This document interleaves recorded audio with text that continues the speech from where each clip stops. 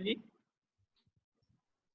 नमो वीतरागाय, नमो वितरागाय, नमो अरिहंताणम, नमो अरिहंताणम, नमो सिद्धाणम, नमो सिद्धाणम, नमो आयरियाणम, नमो आयरियाणम, नमो वज्जायाणम, नमो वज्जायाणम, नमो लोये सव साहुणम, नमो लोये सब साहुणम, ऐसो पंचन मुकारो, ऐसो पंचन मुक्कारो, सौवपावपणासणो, तब पावपणासनो, मंगलाणंच सुबेसिम, मंगलाणं च सव्येसिं, पडमम हवै मंगलम। पद्मं हवै मंगलम्। ओम नमो भगवते वासुदेवाय, ओम नमो भगवते वासुदेवाय, ओम नमः शिवाय, ओम नमः शिवाय। जय सच्चिदानंद। जय सच्चिदानंद। जय सच्चिदानंद। भरत भाई आज फिर से एक और पद का अनुवाद करके लाए हैं। भरत भाई। जय सच्चिदानंद। यस, जय सच्चिदानंद। और मैं यहाँ लोड कर लेता हूँ वो। हाँ जी। Just a minute.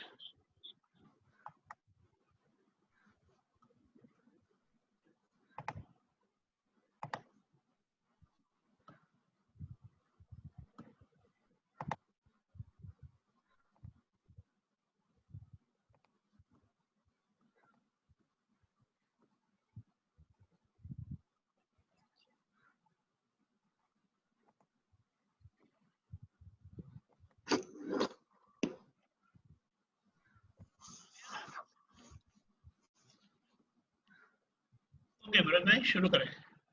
ओके, एक सेकंड ना, रिकॉर्डिंग चालू कर दो। सॉरी।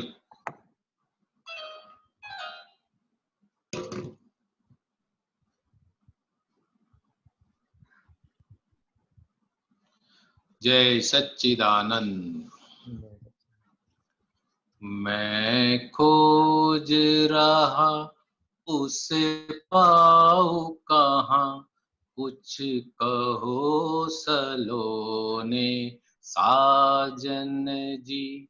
मैं जंक रहा उसे भेटू कहाँ, कुछ कहो सलोने साजन जी।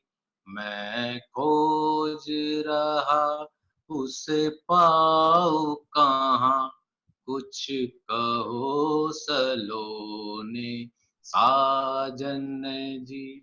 जिसके दिल प्रेम अगाध भरा, नयनों से जिसके अमी झरता, जिसके अंग आत्मिक नूर भरा।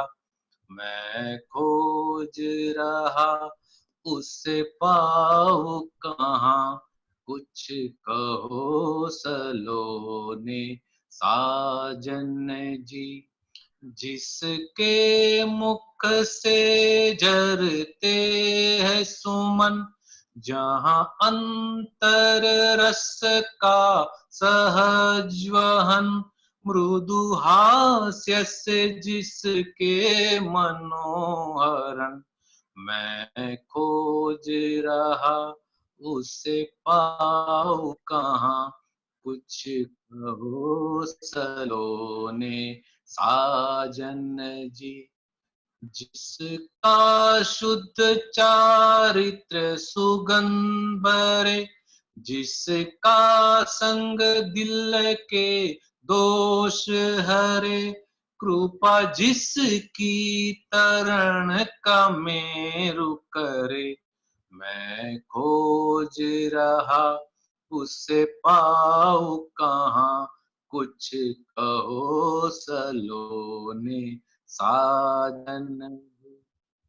जिसके एक शब्द से शास्त्र बने, जिसकी एक नजर से मोक्ष मिले, जिसके सन्मुख लब्धि फले, जिसके सन्मुख लब्धि रिद्धि फले, मैं खोज रहा उसे पाऊं कहाँ, कुछ कहो सलोने साजन जी। ऐसे प्रगट पुरुष मुझे दादा मिले, मेरे दोष नादि के टले। ऐसे प्रगट पुरुष मुझे दादा मिले, मेरे दोष नादि के टले।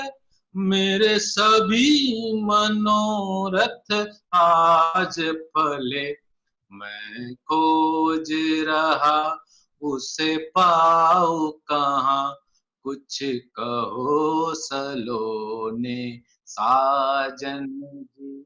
मैं जंख रहा उसे भेटूं कहाँ, कुछ कहो सलोने साजन जी, कुछ कहो सलोने साजन जी।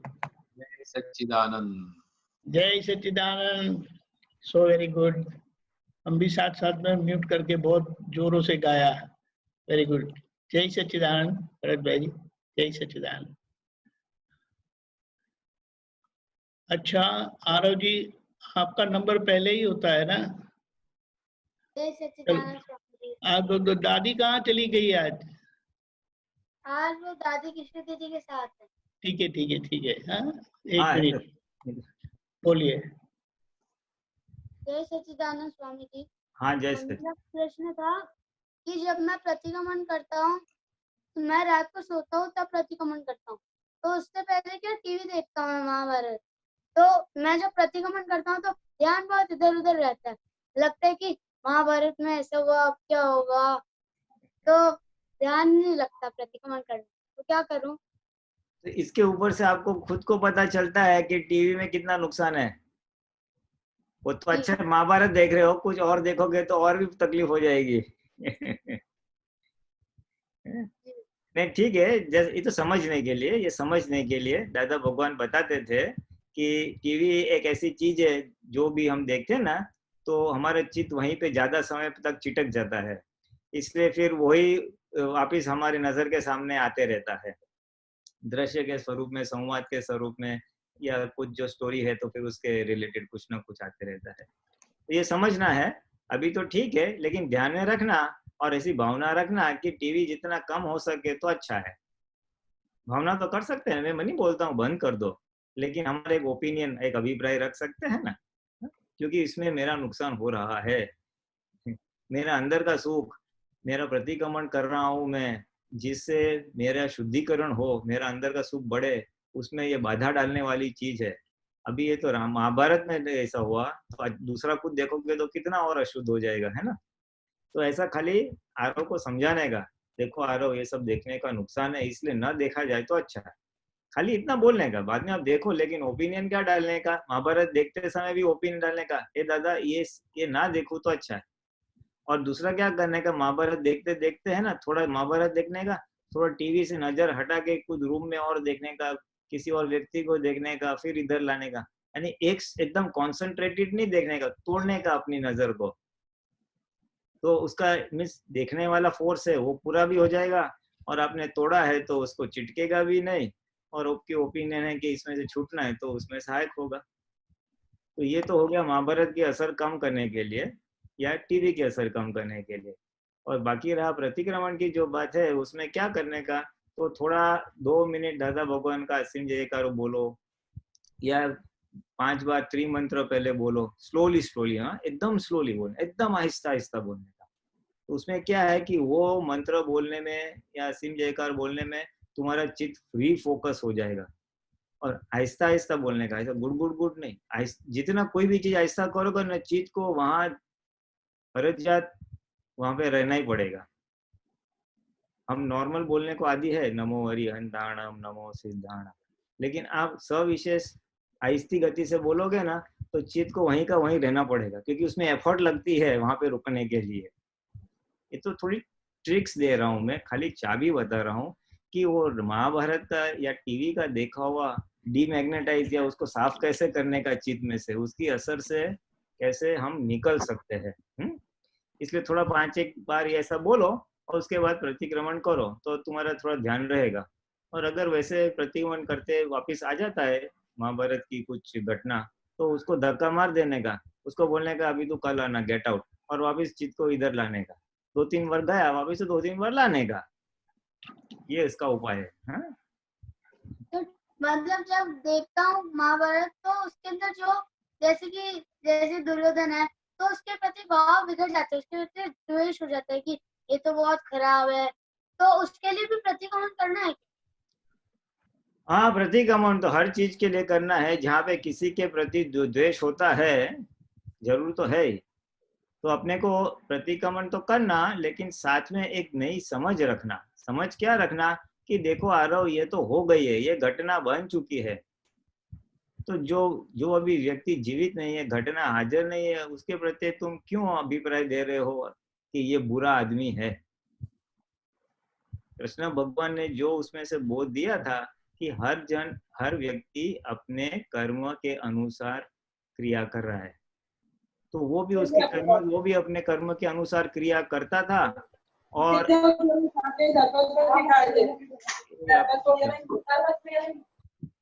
एक मिनट है जरा, वो भी अपने कर्म के अनुसार क्रिया करता था, और उसका तो भूतकाल हो गया है, इसलिए मुझे उसमें इतना ओपिनियन देने की जरूरत नहीं है।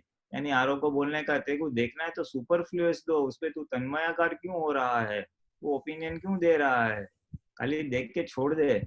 ऐसा अपने को सीखने का है और अपने आप को बात करने की है। ये सारी घटना जीवन में हमारे साथ जो भी हो रही है, तो उससे हमें बहुत कुछ सीखने मिलेगा, और ये जो आज का ज्ञान है उसका प्रयोग या उपयोग करने का एक अवसर प्रदान होगा, है ना? तो आरो को बोलने का है भाई ये तो चला गया, अभी है भी नहीं, और जिंदा आदमी के लिए ओपिनियन नहीं देने का, तो मरे हुए के लिए दे रहा है। तेरे को वितराग होने का है और तू रागद्वेष कर रहा है। तो ऐसा उसको समझ देने की, जैसे जैसे अपने आप को समझ देते जाओगे, ऐसे वैसे ये धीमे धीमे कम होते जाएगा। तो स्वामी जी, जैसे कि मैंने तो दुर्योधन के प्रति भाव खराब किए, तो अब तो मुझे पता नहीं कि वो इस भाव में वो क्या बना हुआ है, वो कौन सी गति में, तो मैं उसके लिए प्रतिक्रमण कैसे करूँ? क्या बोला आपने, किसके लिए हो रहा है, क्या बोला? भाव खराब हो रहे जिस जने के लिए, जैसे कि दुर्योधन के लिए भाव खराब हुए, तो हाँ, मुझे नहीं तो पता नहीं, अपने को सामने वाली व्यक्ति जिसके प्रति हमारे भाव खराब हो रहे हैं, वो चाहे किसी भी गति में हो, उससे हमें कोई लेना देना नहीं है। हम केवल उनको याद करके प्रतिक्रमण करते हैं तो वो पहुंच जाएंगे, और हमारे भीतर मुख्य क्या है, हमारे भीतर के भाव शुद्ध हो जाएंगे। हाँ, तो उसकी गति की हमें उतना वो रखने की जरूरत नहीं है। हाँ, वो तो पहुंच जाएंगे, जहाँ भी है वो पहुंच जाएंगे। ओके आरव, आगे बढ़े। जी स्वामी। जतन देवी बोलिए। हाँ, जय सच्चिदानंद स्वामी जी। हाँ, जय सच्चिदानंद, जय सच्चिदानंद। हाँ स्वामी जी, मेरा क्वेश्चन है, 11 का प्रोग्राम क्या है, वह कैसे होता है? मुझे करनी है 11। अभी 11 तो देखें, भाव रखो, अभी कुछ आगे संजोग बनेंगे तो हो जाएंगे। नहीं, वो मतलब वहीं प्रोग्राम में होता है या घर पे होता है, कैसे है, कौन सी 11 होती है? अच्छा, 11 के बारे में आपने थोड़ा बहुत सुना है, लेकिन ज्यादा मालूम नहीं, ऐसा कह रहे हैं आप? हाँ। वो 11 तो दादा भगवान ने बताया था कि भाई ऐसा है कि 11 चीजों को उपवास देने का उस समय, 5 जो हमारे कर्म इंद्रिय है, 5 जो हमारी ज्ञान इंद्रिय है, और 11वां मन, उनको उपवास देना, यानी उनको अक्रिय रखना। और उस समय के लिए, यानी ये 36 घंटे का वैसे तो प्रयोग है, तो 36 घंटे के लिए उनको के ज्ञाता दृष्टा पद में बैठना है हमको। 11 यानी क्या कहना चाहते हैं कि मानो सुबह 6 बजे शुरू करते हैं, तो दूसरे दिन सुबह 6 बजे तक 24 घंटा हमें केवल ज्ञाता दृष्टा पद में रहना है, और कोई क्रिया करनी नहीं है, ना खाना पीना, उठना बैठना, बात करना, कुछ भी नहीं, ना देखना वगैरह। और उसके थोड़े तरीके और तौर तरीके बताए हुए हैं कि जिस दिन अग्यारस करते हैं तो उसके अगले दिन शाम को जरा सूर्य से पहले भोजन ले लेने का, सोवियर कर देने का, और फिर सो जाने का, और दादा से प्रार्थना करने की मुझे अग्यारस करने की शक्ति दे। फिर सुबह जब आँख खुलती है तो 5-6 बजे उठ के बाथरूम वगैरह वो करके फिर बैठ जाने का। उस दिन विधि नहीं करने की, पद नहीं गाने का, कुछ करने का नहीं, ब्रश नहीं करने का, नहाने का नहीं, अपने आप जरा बैठ जाने का अपने कमरे में, और फिर बस ये अंतस्करण में क्या हो रहा है, शरीर में क्या हो रहा है, उसका ज्ञाता दृष्टा रहना है, खाली देखना है, कुछ नहीं करने का। तो ये जागृति का एक प्रयोग है। इस समय हम बाकी कोई क्रिया नहीं करते तो हमारी जागृति अखंड बनी रहे, ज्ञाता दृष्टा वाला भाग बना रहे, ये उसका मूल उद्देश्य है। पानी भी नहीं लेते इसमें? हाँ, इसमें पानी भी नहीं लेते। पूरण नहीं करने का, गलन वो है, वो अलाउड है। ग्यारस कौन सी लेते हैं? नहीं, वैसे कोई तारीख नहीं होती है, हमारी तिथि जैसा नहीं होता है। वो तो हम समय सब हम लोग शनि रवि रखते थे, शनिवार और रविवार को रखते थे। शुक्रवार को शाम को सब महात्मा आते थे, केलनपुर में इकट्ठा होते थे, रात को समझाते थे, और फिर शनिवार सुबह से चालू हो गए, रविवार सुबह खत्म करके, और फिर रविवार को सबका अनुभव लेके पूर्णाहुति करते थे। अगर आपका सुविधा है तो घर में आप कर सकते हैं, एक ऐसा कमरा रखने का और जिसमें आपको कोई डिस्टर्ब ना करे 24 घंटे के लिए। हाँ, और फिर वैसे कुछ महात्माओं ने घर पे भी करते थे पहले, और ये तो सामूहिक प्रयोग के बाद में हुआ, लेकिन 2-4 लोग मिलके भी कर सकते हैं, ऐसा है। तो ऐसे लाइट फैन पंखा कुछ भी नहीं चलाने का? नहीं, वो चलाओ है। लाइट की तो जरूरत नहीं रहेगी क्योंकि कुछ देखने का नहीं है। हाँ, लाइट की नहीं रहेगी। पंखा कर सकते हैं आप, पंखा रख सकते हैं। अगर मच्छर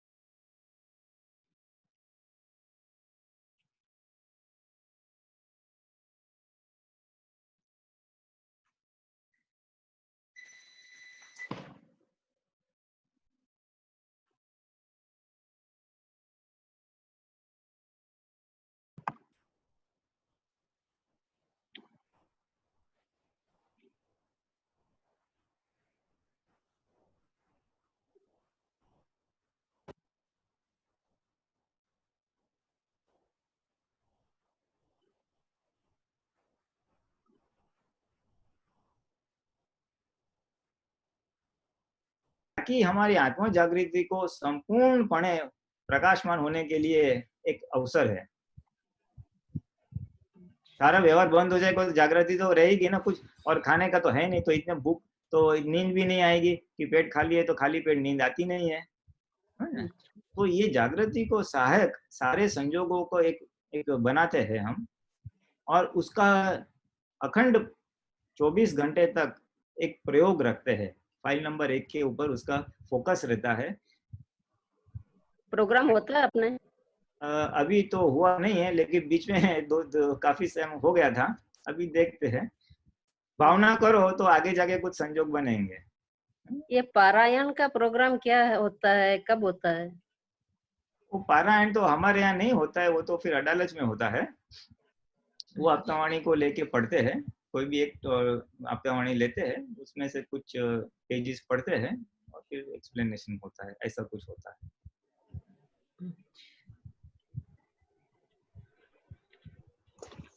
जय सच्चिदानंद। हाँ, जय सच्चिदानंद। जय सच्चिदानंद। जय सच्चिदानंद। अल्पाबेन, अल्पाबेन पूछिए।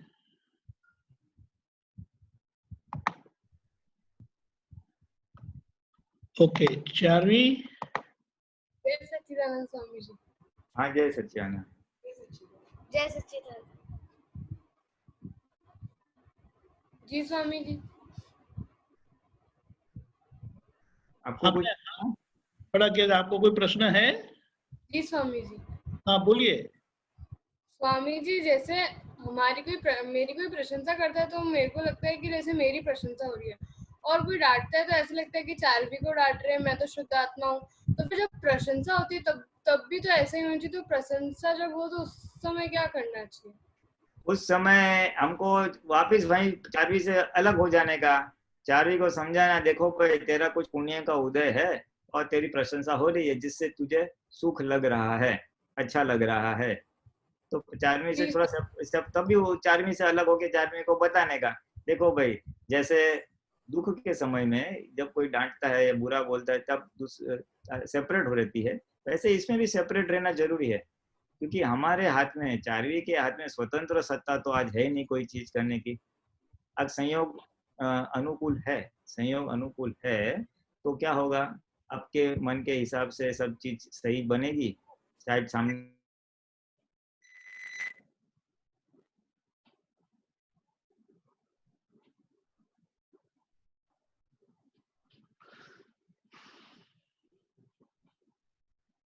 सारी होता है। आपकी इच्छा नहीं होती है किसी का नुकसान करे, आपकी इच्छा नहीं होती है कि बुरा हो, किसी को दुख हो, लेकिन हो जाता है, तो वो भी आपके हाथ में नहीं है, वो भी संजोग है क्या। तो जब वहां पे भी संजोग करता है तो यहाँ पे भी संजोग करता है, ऐसी समझ हमें रखनी पड़ेगी। ये एक समझ का विषय है, एक जागृति का विषय है। आहिस्ता आहिस्ता प्रैक्टिस करते करते आपको ये सेट हो जाएगा। यानी कुछ समय में तन्मयकार होगा, कुछ समय से पीछे से आप अलग हो जाओगे। ऐसे करते करते एक बार ये समझ सेट हो गई ना, तो फिर दोनों संजोगों में आपकी कोई प्रशंसा करे या आप कोई बुरा बोले, दोनों में आपको ये लगेगा कि ये हो रहा है वो मैं नहीं हूँ। जी स्वामी, जय सच्चिदानंद। क्लियर? तो ये भी प्रश्न पूछ रही है,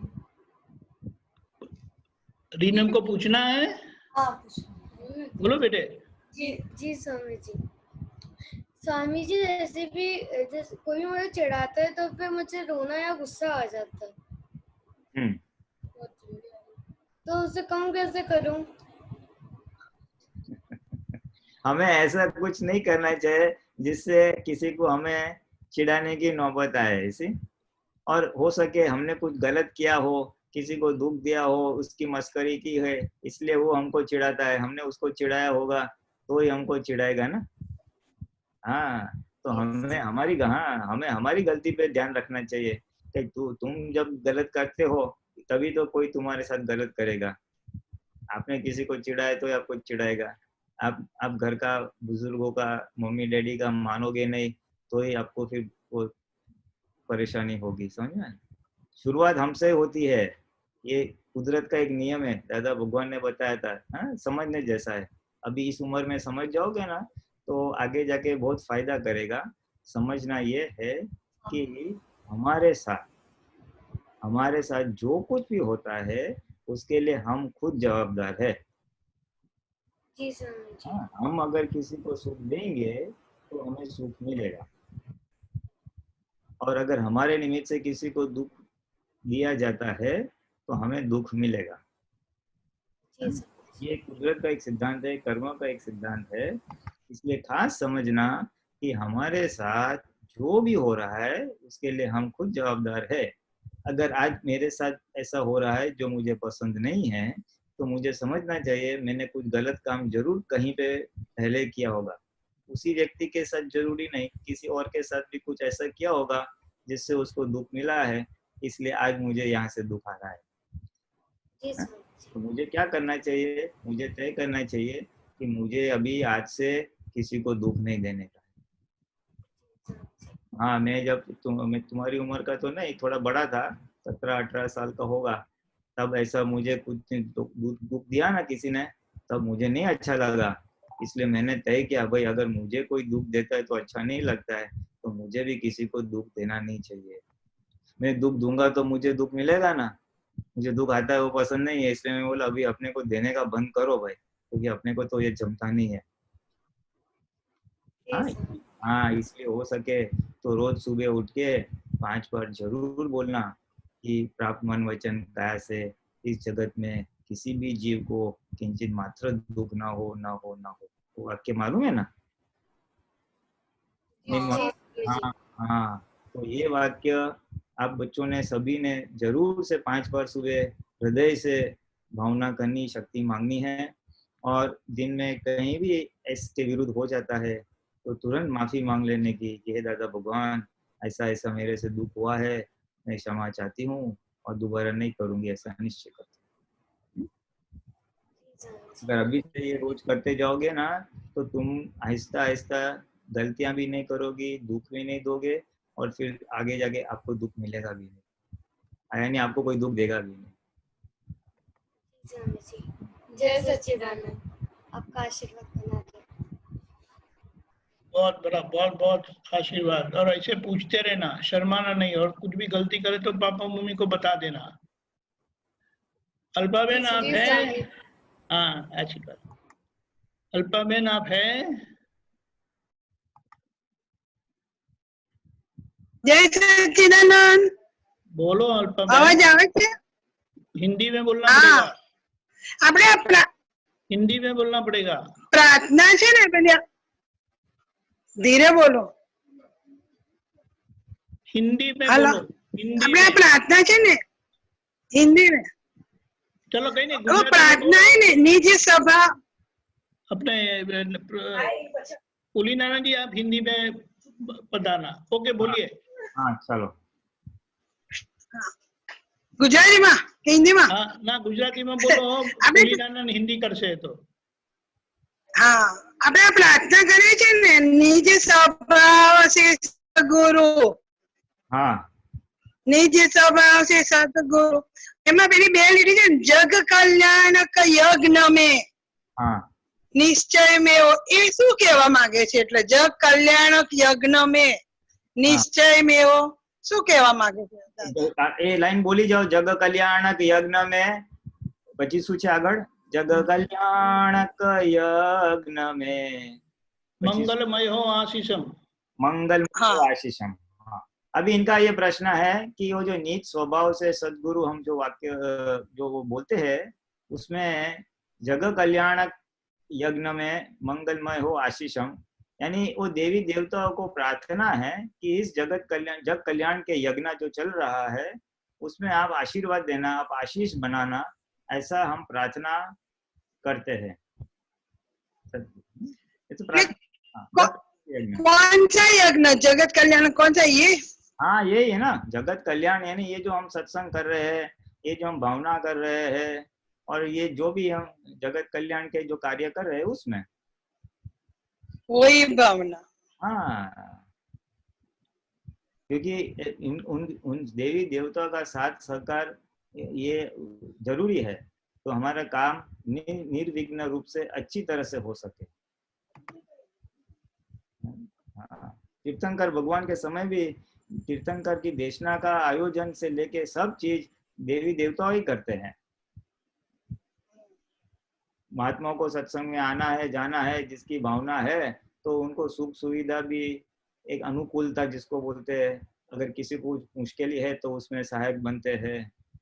सारा आयोजन उसके पीछे बहुत देवी शक्तियां होती है।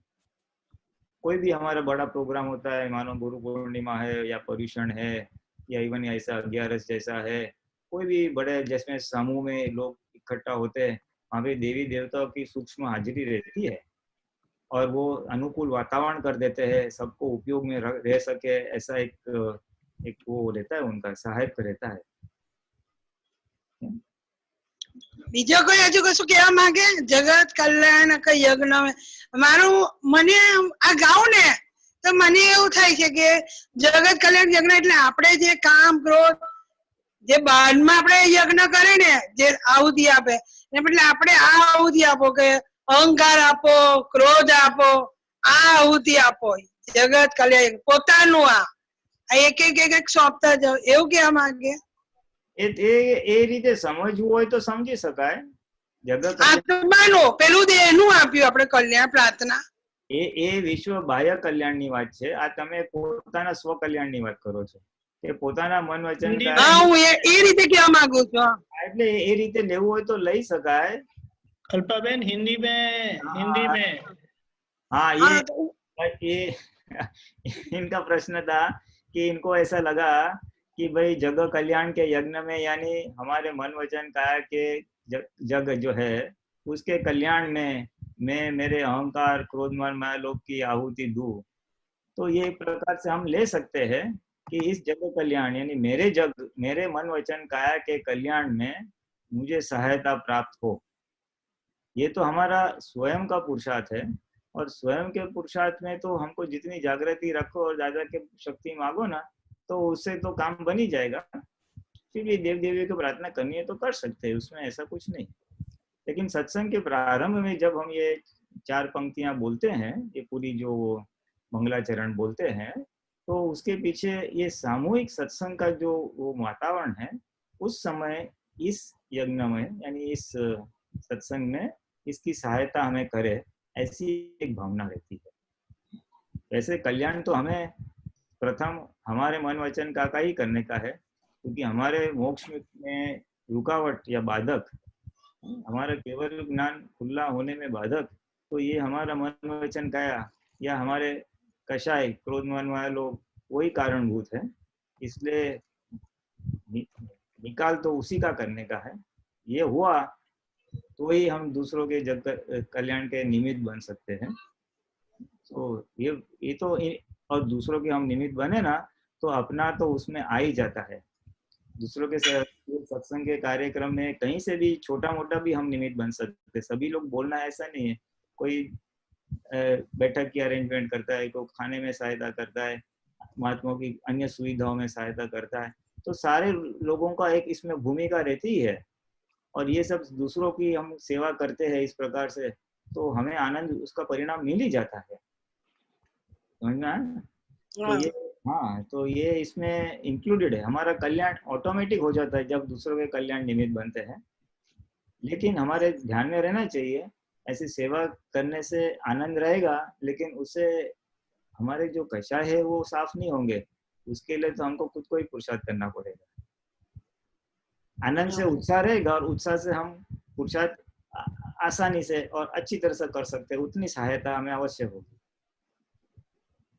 बराबर। ठीक है अल्वा में। हाँ, वो छोटी बच्ची है ना, वो रोज आपको जय सच्चिदानंद करना चाहती है और उसका नंबर नहीं लगता, आप बोलते नहीं, तो मुझे रोज बोलती है ये लोग बोलते क्यों नहीं है, मैं जय सच्चिदानंद बोलती हूँ, ये लोग बोलते नहीं है, मुझे गुस्सा बहुत आता है, मेरा भाई मुझे मारता है, बाहर चली गई, उसका नंबर नहीं आया। तो इतने सारे आवाज में उसका आवाज सुनाई नहीं देता है, इसीलिए। हाँ सच में, इसलिए लास्ट में मैं कराऊंगी जय सच्चिदानंद, खाली करना। जरूर से। Thank you. हाँ, जय सच्चिदानंद। अल्पा बहन जरादी बड़ौदा से बोलिए। हाँ, जय सच्चिदानंद। जय सच्चिदानंद। मेरा प्रश्न शुद्धात्मा के प्रति प्रार्थना से है। उसमें जो आता है अज्ञानता से जो मैंने दोष किए हैं वो मैं आपके समक्ष जाहिर करती हूँ और उसका पछतावा करती हूँ। और दूसरा जो उसके आगे है कि हमें अभेदता हो, तो हम आपके अंदर अभेदता से तन्मय आकर रहिए। तो मेरा प्रॉब्लम ये है कि मैं ये एक बार विधि है तो पढ़ लेती हूँ, पर मैं कभी ये अपने ही शुद्धात्मा से कभी मैंने जो दोष किए हैं वो मैं कभी वो जो समझ नहीं है, तो शायद उसकी वजह से नहीं होता है, ऐसा मुझे लग रहा है। तो आप समझाइए प्लीज। नहीं, ये एक्चुअली बहुत अच्छी प्रार्थना है, क्योंकि हमें शुद्धात्मा पद प्राप्त हुआ, इसलिए दादा भगवान ने उनके समय में अभी जब भी बताया होगा कि कुछ हमारे शुद्धात्मा को अनुलक्ष्य में हमारे अंदर के भीतर के भगवान को ध्यान में रख के कुछ प्रार्थना बनाओ, तो ऐसे ये शुद्धात्मा की प्रार्थना बन गई थी। ये बहुत अच्छी प्रार्थना है। ये एक हम दिन में भले वो प्रातः विधि के समय इतना दोष जाहिर नहीं कर पाते हैं, क्योंकि वो फ्लो में सब बोल देना पड़ता है, लेकिन बाद में अगर हम बैठे हैं तो ऐसा हम प्रयोग कर सकते हैं कि भाई जो हमारे दोष हमें दिन दरमियान जो हुए वो दिखते हैं या अन्य भी दिखते हैं, यानी कि भूतकाल में हमारे से जो दोष हुए हैं वो हम जाहिर कर सकते हैं कि हे अंदर के शुद्धात्मा भगवान, ये ऐसे ऐसे दोष हुए हैं, उसके लिए मैं क्षमा चाहती हूँ, मुझे क्षमा करो, दोबारा नहीं करूंगी, ऐसा निश्चय करती हूँ। और उसके पीछे की जो पंक्ति है ना, वो बहुत इंपॉर्टेंट है कि मैं आपके साथ अभेद रहना चाहती हूँ। यानी हम हमारे शुद्धात्मा भगवान के साथ अभेद रहना चाहते हैं। अभेद रहना यानी क्या कि मैं शुद्धात्मा हूँ, ये मुझे जागृति निरंतर बनी रहे। शुद्धात्मा के साथ यानी एक दूसरे शब्दों में अगर उसको हम बोले तो हम ऐसा बोल सकते हैं कि मैं शुद्धात्मा की सीट पे बैठ जाऊं और फाइल नंबर 1 को देखो। भगवान સાથે અભેદ થવું એટલે શું? ભગવાન के साथ अभेद होना यानी क्या? मैं और भगवान एक हो जाते हैं। और जब मैं शुद्धात्मा हो जाता हूँ तो फिर बाकी क्या रहा? तो बाकी रही फाइल नंबर 1। हाँ, तो शुद्ध आज आज आज हमारे अंदर के शुद्धात्मा भगवान क्या काम करते हैं? वो फाइल नंबर 1 को देखते हैं ना। हाँ। हाँ, तो वो प्रज्ञा के स्वरूप में आज है, आज प्रज्ञा के स्वरूप में। तो वो प्रज्ञा का स्वरूप क्या करते हैं? वो फाइल नंबर 1 को देखते हैं। फाइल नंबर 1 को देखना यानी मन में क्या विचार आ रहे हैं, बुद्धि क्या बता रही है, चित्त कहाँ भटक रहा है, अहंकार कहाँ उछल कूद कर रहा है, वाणी क्या निकल रही है, देह शरीर क्या कार्य कर रहा है, ये सब चीज को देखना। बराबर। क्योंकि देखने वाला अलग है और ये क्रिया करने वाला अलग है। बराबर है ना? वो क्रिया करने वाला कर्म के अधीन जो चार्ज किए हुए कर्म है उसके अनुसार वो क्रिया करेगा। और देखने वाले के पास और कोई शक्ति नहीं है सिवाय के देखना। बराबर। सिवाय के ज्ञाता दृष्टा रहना उसके पास और कोई शक्ति है नहीं। तो अगर हम जितना उस आत्मा में तन्मयाकार रहते हैं यानी हम प्रज्ञा के पक्ष में रहते हैं, हमारी जागृति रहती है, तो हम उतना उसको देखने वाले बन जाते हैं। बराबर। और ये प्रार्थना हम इसके लिए करते हैं क्योंकि हमारा उद्देश्य यही है कि कैसे ये दशा निरंतर बनी रहे। आज है लेकिन टुकड़े टुकड़े में है, तो अंदर के भगवान को बोलते हैं भगवान आपके साथ तन्मय का रहना का है बस, और ये फाइल नंबर 1 को देखते रहने का है। बराबर।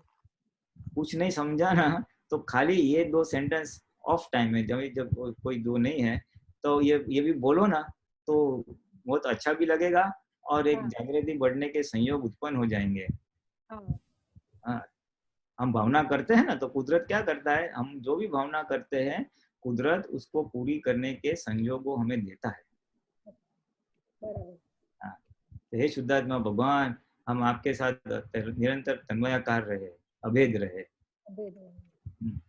ये अच्छी प्रार्थना है, बहुत अच्छी। समझ के अगर करे ना तो इसमें पूरी निरालम दशा है। हमें किसी स्थूल भगवान की भी जरूरत नहीं पड़ती है। यानी रखना ऐसा उसको हटाने का नहीं है, लेकिन ये क्योंकि अंदर के भगवान प्रकट हुए इसलिए दादा ने उसके साथ भी तार जोड़ के ऐसी उसी भगवान के सामने समायाचना मां के आगे बढ़ने की बात बताई। तो उसका महत्व है। और जिन्होंने ज्ञान नहीं लिया है ना वो भी ये कर सकते हैं, वो भी कर सकते हैं। दोनों के लिए एक निष्पक्षपाती, उसके लिए तो एक पूरी निष्पक्षपाती प्रार्थना हो गई। भाई तू जैन है, तू सिमंदर स्वामी मानता है, तू कृष्ण वैष्णव है, तू कृष्ण मानता है, ये मेरे भगवान नहीं, ये तेरे भगवान नहीं है, ये वाद विवाद आता ही नहीं है। तेरे अंदर भी आत्मा है, वही भगवान तेरे और वही भगवान मेरे, तो तू तेरे अंदर के भगवान के पास माफी मांगना भाई। बराबर। हाँ, मुझे क्या होता था कि मैं अगर दोष होते हैं तो सामने के जो शुद्धात्मा है, जो फाइल है उसको ही प्रार्थना करती थी कि मेरे से ये दोष हो गया, मुझे क्षमा कीजिए। पर अपने शुद्धात्मा से तो ऐसे पढ़ती थी तो ऐसा मुझे लगा कि ऐसा नहीं हो रहा है, तो फिर ये शुद्धात्मा में बैठ के फाइल नंबर 1 की दोष की क्षमा मांगी। हाँ, क्योंकि वो जो प्रतिक्रमण विधि है वो उस प्रकार से बताई है, वो प्रतिक्रमण विधि स्पेसिफिक है कि भगवान ये अपना ही प्रतिक्रमण हुआ ना। हाँ, ये भी है प्रतिक्रमण, परफेक्ट पढ़ रही। हाँ, ये क्या है कि आज हमें जो भी याद आता है अज्ञानता से हुए दोष या ज्ञान से, विज्ञान के बाद भी ले सकते हैं, ऐसा नहीं है, तो उसको हम याद करके हमारे भगवान के सामने, ये एक जनरल प्रतिक्रमण है जो महात्माओं भी उपयोगी हो सकती है और जिसके पास आत्मदृष्टि नहीं है नॉन महात्मा को भी उपयोगी हो सकती है। बराबर। जय सच्चिदानंद। जय सच्चिदानंद। अशोक जी।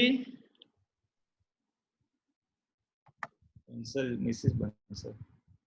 सच्चिदानंद स्वामी जी। हाँ हाँ, बोलिए अशोक जी। मैं दीपक भाई से बात करना चाह रहा था पहले। वो मैं ही बात करूंगा, वो बात करेंगे ना तो। दीपक भाई मैं मेरा निवेदन ये था, सविनय निवेदन, कि यदि संभव हो ना तो जैसे 7 दिन में से 3-4 दिन सत्संग रख लिया जाए ना आप तो पुत्रों का, तो वो ज्यादा लाभ मिलेगा हमें, और 3 दिन कोशिश आंसर रख लें। ऐसा यदि संभव हो तो कर लें कभी। यही सत्संग है, प्रश्न उत्तर होता है ना, हाँ हाँ उसी में सत्संग होता है, और सत्संग नहीं होता है, या क्योंकि यहाँ व्याख्यान नहीं होता है ना, हाँ हाँ, इसीलिए। हाँ ठीक ठीक ठीक। हाँ जी, जय सच्चिदानंद। जय सच। और किसी को प्रश्न? हमने पूछो। हाँ, 1 मिनट, मिसेस बंसल बताइए दिल्ली से। जय सच्चिदानंद। स्वामी जी, राजीपो जो हम बोलते हैं, इसका मतलब मेरे को पूरे का समझना है। सर्व लोक नो राजीपो ज्ञानी पर तेती जय महात्माओं हरि शके नीडर। कोई पण महात्मा ने उपस्वर्ग आवे त्यारे, कोई पण महात्मा ने परिचय आवे त्यारे। दादाजी धरे छे बेऊ हाथू, मोखले छे लश्कर आंखू। मोक्ष दान साथे अभय दान खासू, हृदय कमल मां दादा जय स्थापू। मुट्टा मुट्ट मोक्षनी ज्ञान भक्ति प्रार्थू, मुट्टा मुट्ट मोक्षनी तंदरुस्ती प्रार्थू। आ सिद्ध मंदिरनी तंदरुस्ती प्रार्थू, दादा दादा भूलता न था। ये क्या कहते हैं, कोई भी महात्माओं को तकलीफ आती है जी, अंदर की तकलीफ, परिचय यानी अंदर की, और उपसर्ग यानी बाहर से तकलीफ आती है, विडम्बना आती है, कोई किसी का एक्सीडेंट हो गया, कोई बीमार हो गया, बड़ी कुछ मुश्किल में है, तो दादा लश्कर भेजते हैं, यानी कुछ ना कुछ सहायक निमित्त भेजते हैं। दवा, डॉक्टर, महात्मा, संघबल, कोई भी सहायक निमित्त। तो किसी भी महात्मा को अगर कोई भी बड़ी आफत आती है, तब दादा सहायक निमित्त लश्कर के स्वरूप में, यानी बहुत सारा सहायता, लश्कर यानी बहुत सारी सहायता, सहायक निमित्त भेज देते हैं, हेल्पिंग निमित्त भेज देते हैं। और ये क्या, और क्या कहना चाहते हैं कि दादा ने मोक्ष का दान तो दिया, लेकिन साथ में ये संसार का भी मुश्किल में से निकलने की एक ऐसा वरदान या एक अपने को दे दिया, इसलिए हम निर्भय हो सकते हैं। मोक्ष दान साथे अभय दान खास हो, यानी हम निर्भय हो गए कि कुछ होगा तो दादा बैठे हैं, कुछ तकलीफ आई तो दादा सहायता करेंगे, इस तरह से हमें एक आश्वासन देते हैं और हमें निर्भय बनाते हैं, व्यवहार में निर्भय बनाते हैं। समझ में आया ना? हाँ देखो, लेकिन जो लश्कर जो भेजते हैं वो हमको प्रार्थना करने के बाद भेजते हैं या अपने आप भेज देते हैं? नहीं वो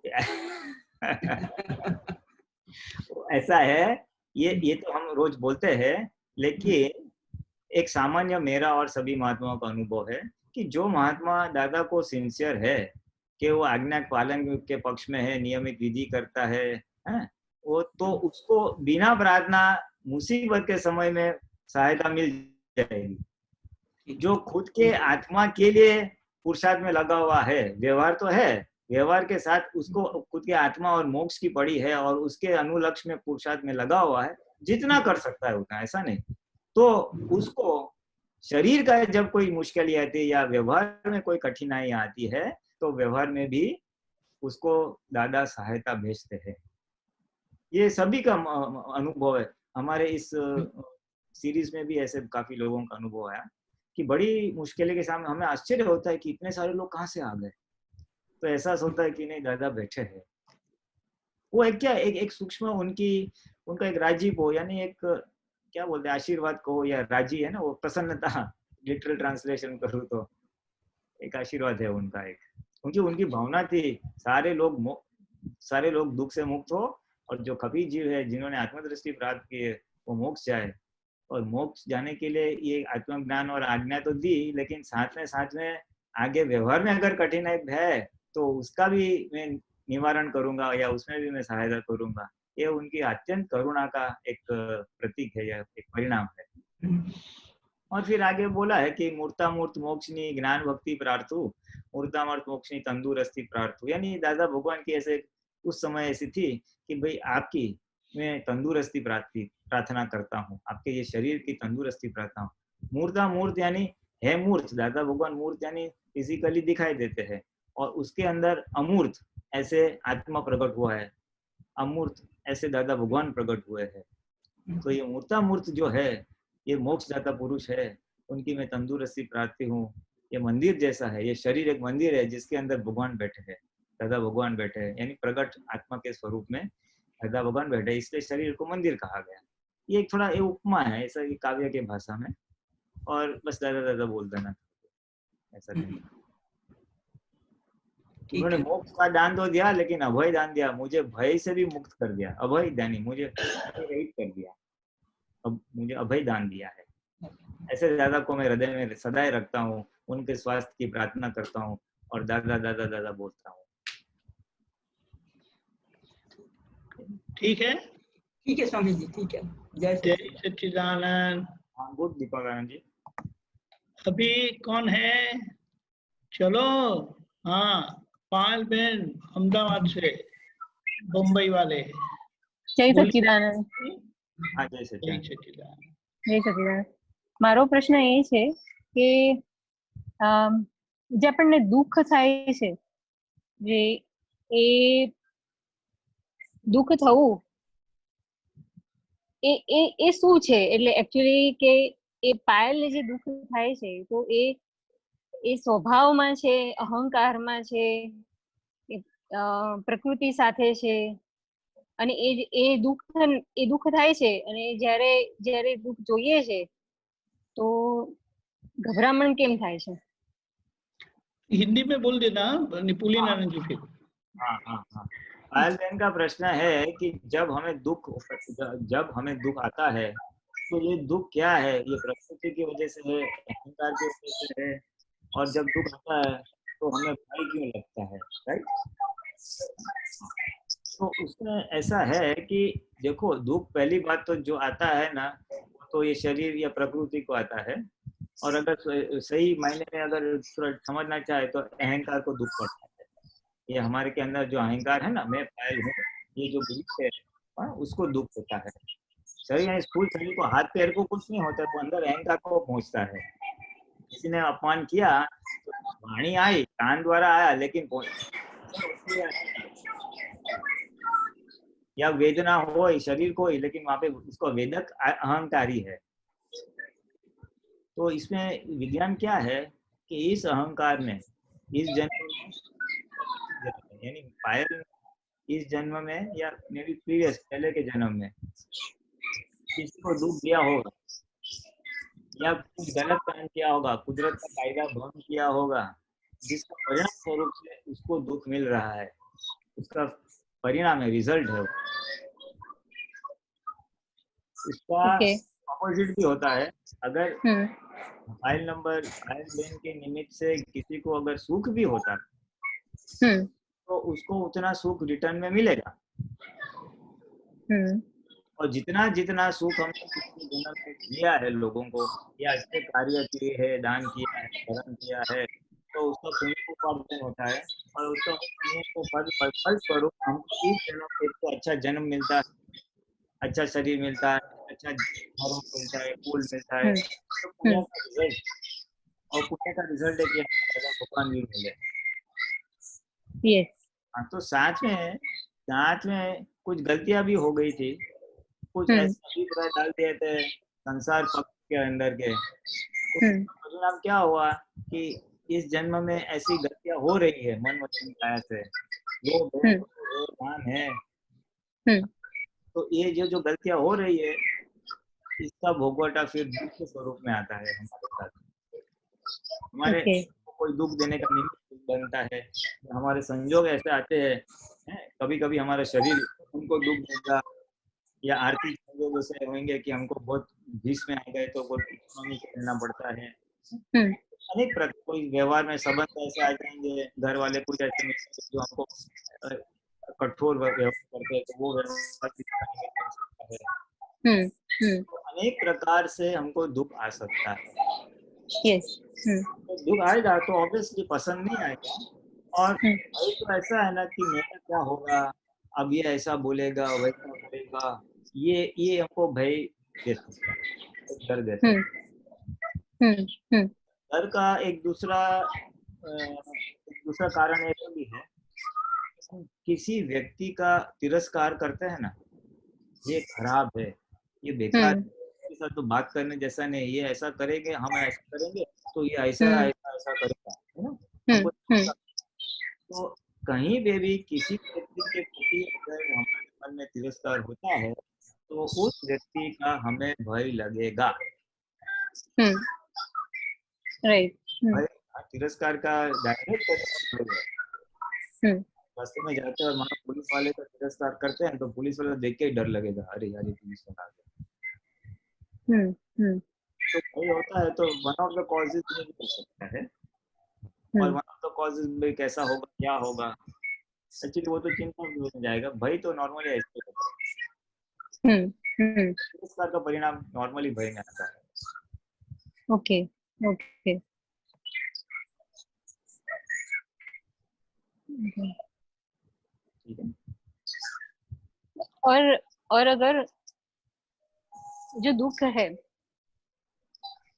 प्रतिक्रमण अगर बार बार करते हैं, अभी जो प्रतिक्रमण करते हैं तो दैट प्रतिक्रमण वो हम संजोग का प्रतिक्रमण कह सकते हैं या पायल के हित में जो आया है उसका प्रतिक्रमण भी होता है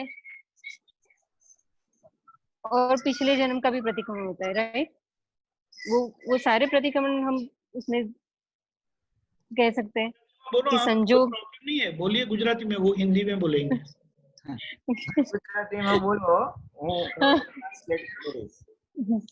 એટલે મારે એ કહેવાનું હતું કે જે આપણને જે દુઃખ થાય છે, જે પાયલને જે દુઃખ થાય છે એને આપણે જે પ્રતિક્રમણ કરીએ છીએ તો આપણે સંજોગોને જેમ જેમ સંજોગો ધ્યાનમાં આવે છે એમ એમ પ્રતિક્રમણ કરતા જઈએ છીએ, તો એ આપણે સંજોગો જે ઊભા થયા છે એ બધાના પ્રતિક્રમણ થાય છે। प्रतिक्रमण ऐसा ये पूछते हैं कि हम जैसे जैसे प्रतिक्रमण करते हैं, संयोग के प्रतिक्रमण करते हैं, तो ये बराबर है कि नहीं। देखो मैं थोड़ा आपको थोड़ा कॉन्सेप्ट समझा दूं। प्रतिक्रमण क्या है कि जहाँ पे भी अतिक्रमण हुआ है हमारे से, यानी फाइल नंबर 1 से जहाँ जहाँ अतिक्रमण हुआ है, यानी मन वचन काया से किसी को दुख दिया है या कोई गलत काम किया है, तो उसको शुद्ध करने के लिए प्रतिक्रमण की एक विधि है। मन वचन काया से इस जन्म में अगर हमें याद आते हैं तो उसके, या तो नहीं याद आते हैं तो फिर हम जनरल प्रतिक्रमण। आज अगर व्यक्ति हमको दुख देने का निमित्त है, हमारे तरफ से इस जन्म में हम दुख नहीं देते, लेकिन वो अगर हमें दुख देने का निमित्त बनता है, चिकनी फाइल जिसको हम बोलते हैं, तो हमें आज के ज्ञान से ऐसा पता चलता है कि जरूर पिछले अवतार में मैंने कुछ ऐसा किया होगा, उनको दुख दिया होगा, जिसका फल स्वरूप आज इस जन्म में मुझे इनके निमित्त से बिना मेरे किए हुए आ रहा है। तो ऐसे में हमको एक जनरल प्रतिक्रमण करते हैं कि इस जन्म में अतिक्रमण किया, इस समय प्रतिक्रमण करते। फिर मानो कोई चोरी की है तो लक्ष्मी के कायदे भंग किए, हिंसा की है, जीव जंतु को मारा है, तो इस प्रकार का जो अतिक्रमण हुए हैं उसको हम प्रतिक्रमण करते हैं। प्रतिक्रमण केवल अतिक्रमण को शुद्ध या साफ करने की एक प्रक्रिया है, तो हमको समझ के करना है कि कौन सा दोष है जिसको शुद्ध करने के लिए प्रतिक्रमण जरूरी है। दाग देखा है, दाग दिखेगा तो हम उसको शुद्ध साफ करेंगे ना। यहाँ दाग देके हम हवा में तो प्रतिक्रमण नहीं कर सकते हैं ना। अभी आप बोलो आपका क्या केस है कि कौन से संजोग को देख के क्या प्रतिक्रमण करते हो आप? ये प्रतिक्रमण का सिद्धांत समझाया मैंने। आप क्या कहना चाहते हैं कि कौन से संजोग के क्या क्या प्रतिक्रमण करते हो? સંજોગો એટલે એ સંજોગોમાં એમ થાય કે આપણે એકબીજાની સાથે બોલાઈ જાય, જે વાણીના દોષો થાય, કોઈ વખત ગુસ્સો આવી જાય, વાણીના દોષો થાય, તો એ જે વાણીના દોષો જે ઊભા થાય એમાં દુઃખ થાય એકબીજાની સાથે બોલીને, એ બોલ્યા પછી આમ અચાનકથી આમ રિયલાઇઝ થાય કે આ તો ખોટું બોલાઈ ગયું, કે આવું તો ના જ બોલવું જોઈએ એમ, એ રીતે। તો એ જે સંજોગોમાં વાણીના દોષોથી જે બધા દુઃખ થાય એકબીજાને, તો એ જે દુઃખ થાય તો એ આમ વધારે પડતું આમ આપણે ઘર કરી જાય ને એવું થઈ જાય એમ। અને ઘર કરી જાય, ઘર આપણે એમ કહીએ ને, આપણે મનમાં બેસાડી દઈએ એવી રીતે એમ। એટલે એ જે દુઃખની આખી ઓલી આપણે એમ કહીએ ને એ જે ફિલિંગ કહીએ, ફિલિંગ એ પર્ટિક્યુલર એ ફિલિંગ મને એક જાણવું હતું કે એ ફિલિંગ એ શું હોય છે પર્ટિક્યુલર, જે વાણીથી થાય ને એકબીજાને જોઈને કંઈક થઈ જાય ને એવી રીતે એમ. इनका प्रश्न ऐसा है कि व्यवहार में एक दूसरे को बोलने में वाणी द्वारा दुख दिया जाता है और दुख देने के बाद वो अंदर अंदर अंदर बैठ जाता है, रूज क्या बोलते हैं, घा पड़ी जाती, अंदर वो घर कर जाता है हिंदी में, घर कर जाता है। वो तो क्या है कि उसमें किसी के साथ बोलने का होता है और वाणी से दुख दिया जाता है। अब जब ये दुख बार बार हम देते हैं तो हम एक दूसरे के प्रति ऐसा पूर्वग्रह कर देता है कि ये तो ऐसा ही है, सामने वाला ऐसा ही है, या ये सामने वाली व्यक्ति ऐसी ही है। ये गहरा अभिप्राय पड़ जाता है उसके लिए, एक पूर्वग्रह बन जाता है उसके लिए। जब पूर्वग्रह बन जाता है तो फिर उसको देखते ही हमारे अंदर नफरत पैदा हो जाती है। बात नहीं हो तो भी नफरत होती है, और लेकिन नफरत के कारण फिर बात निकलती है तो ऊपर निकलती है या ठेस पहुंचाने वाली ही होती है। तो ये ऐसा है।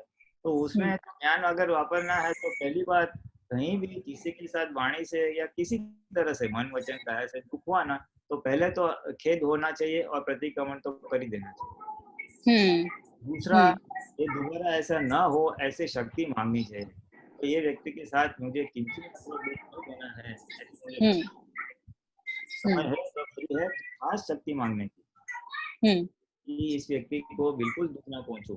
हम तो 5वीं कलम में बोलते भी है कि कोई कठोर भाषा तंतीली भाषा बोले तो मृदु रुजु बोले, उल्टा वो कठोर बोले लेकिन नम्र भाषा बोले, ऐसी हम शक्ति मांगते हैं। क्यों?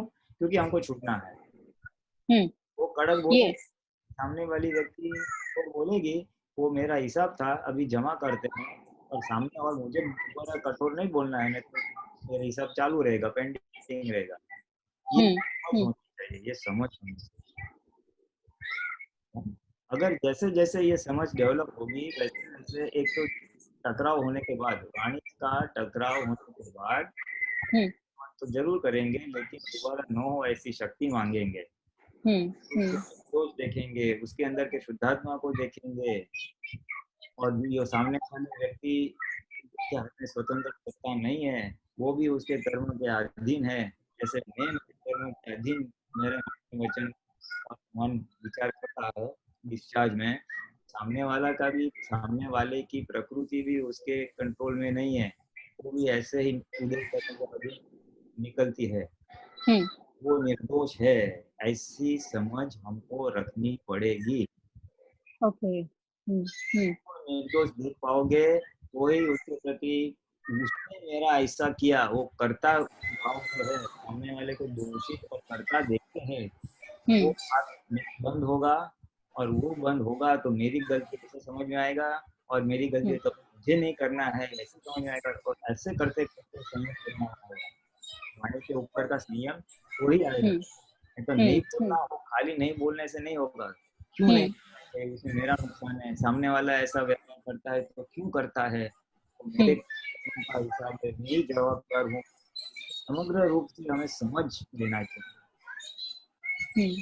और ये समझ में आ गया ना, फिर हम उसको दोषित नहीं देखेंगे और फिर उसको लेट गो करेंगे। लेट गो यानी छोड़ देंगे, क्षमा कर देंगे, उसके बाद बातों की नहीं करेंगे। कड़क बोला तो हम सामने कड़क शब्द नहीं बोलेंगे, हम क्षमा छोड़ देंगे। ये समझ के साथ ही हो पाएगा, नहीं तो वो स्क्रीन की जैसे दब जाएगा। बराबर। और वितराग समझ प्रतिगमन करो। और इसी से ही अपना जो ये जो पायल को दुख का फीलिंग जो है वो धीरे धीरे कम होता जाएगा ऑटोमेटिकली। हल्का फीलिंग, क्या हल्के हो जाओगे। जो काम पड़ा हुआ है हृदय के ऊपर, वाणी से किसी के साथ मैंने हो गई तो मैंने हो, तो हृदय का बोझा तो रहने वाला ही है। यस। हाँ, तो अगर हम ये सही समझ के साथ, हृदय के पछतावा के साथ यथार्थ प्रतिक्रमण करते हैं तो हमारा हृदय का बोझा अवश्य दूर हो जाएगा। नॉट ओनली दैट, केवल हमारा ही हृदय का बोझा पूरा दूर नहीं होगा, सामने वाले के मन की अपने प्रति जो नेगेटिविटी खड़ी हुई है वो भी दूर हो जाएगी, निकल जाएगी। यस तो दोनों का हृदय शुद्ध हो जाएगा ना, तो व्यवहार में जो कड़वाहट थी जिसकी वजह से वाणी के जो दोष हुए थे, तो कड़वाहट वाला भाग भी आहिस्ता आहिस्ता कम हो जाएगा। फिर वो एक और भावना रखने अभेदता हो उसके साथ, तो कुदरती अभेदता के संयोग निर्माण करेगी, कुदरत निर्माण करेगी, उसने आपको क्षमा कर दिया, आपने उसको क्षमा कर दिया, और ऐसा करते करते अभेदता उत्पन्न होगी। Yes okay okay. जय सच्चिदानंद, जय सच्चिदानंद।